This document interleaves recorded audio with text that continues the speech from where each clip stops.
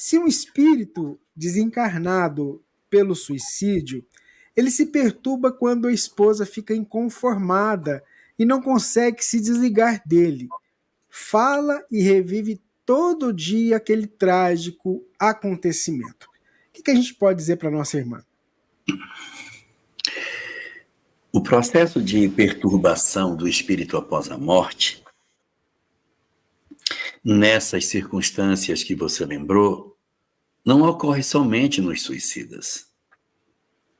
Toda a criatura humana que se desembaraça do corpo e que retorna ao mundo espiritual, e independente de ser suicida ou não, mas que alguém que fica aqui se martiriza pela sua partida, se revolta com o que aconteceu, promove uma constante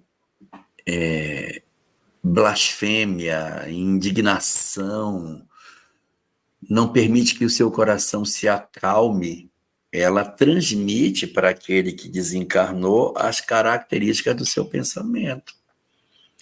Você teria que ser um espírito muito evoluído para não ter esse tipo de influência. Como na Terra a nossa condição espiritual é uma condição muito frágil, o que se espera é que realmente isso aconteça, que exista a influência. Então, se uma pessoa que é suicida, que em si já está num processo de conflito, ela tem ainda um outro ente querido, esposa, filha, mãe, pai, não importa, amigos, que vibram de maneira de ser inconformados com a sua partida, queixando ou acusando o outro por aquilo que ele fez, automaticamente isso se transfere para ele.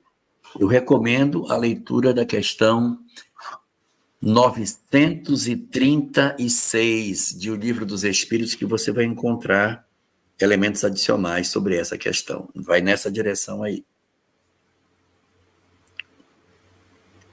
Ok? Ok. Ah, tá. Eu queria só complementar que o luto da família que perde alguém querido pelo suicídio, ele é diferenciado. Ele tem um plus em relação aos que perderam por uma doença, até por um acidente, porque fica sempre aquela questão, por quê? Por que nos deixou voluntariamente? Isso é uma dor que se acresce ao luto e exige, sim, um acompanhamento. É importante que haja um acompanhamento aí. Aí ela pergunta, né, se a dor dela faz com que ele sofra. Uma das angústias daqueles que partem voluntariamente é o arrependimento. E eu vou até dizer, independente de como a família está sofrendo, ele próprio, quando, vamos dizer, cair em si e descobrir que a vida é para sempre, mas que perdeu a oportunidade de estar na experiência que se propôs antes de renascer, ele se arrepende. E a dor que fez com que ele desencarnasse permanece com ele no mundo espiritual, porque ele abre os olhos e está vivo. Então, independente da gente estar naquela angústia que é até esperada, aquele porquê, às vezes fica revolta, às vezes dá até raiva da pessoa ter feito isso, por ter sido voluntário. E aí é necessário buscar um auxílio na oração, um auxílio profissional para ressignificar isso, para tirar aquela ideia de que houve não estou nem aí para a família que ficou, entendeu? E para entender que o processo é muito mais profundo nessa alma que optou por sair da vida. Muitas vezes ele está num estágio interior que isso acontece muito, as pessoas mergulham em si mesmo, nas suas dores, nas suas dúvidas, no seu vazio, e momentaneamente aquilo passa a ser muito mais importante do que tudo.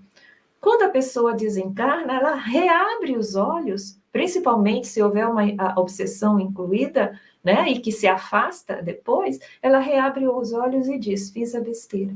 Isso não significa que ama menos.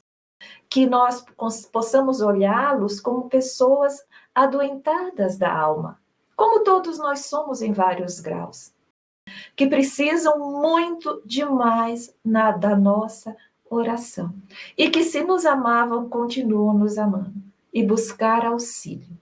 Lembrando sempre que todos, incondicionalmente, são acolhidos no mundo espiritual.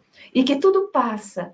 E que se ele estiver angustiado, se ele estiver arrependido, é o processo de amadurecimento dessa alma. E ele também, um dia, vai passar, vai vencer essa etapa, vai vencer essa queda, essa escolha equivocada que ele fez. E vai tocar a vida dele normalmente.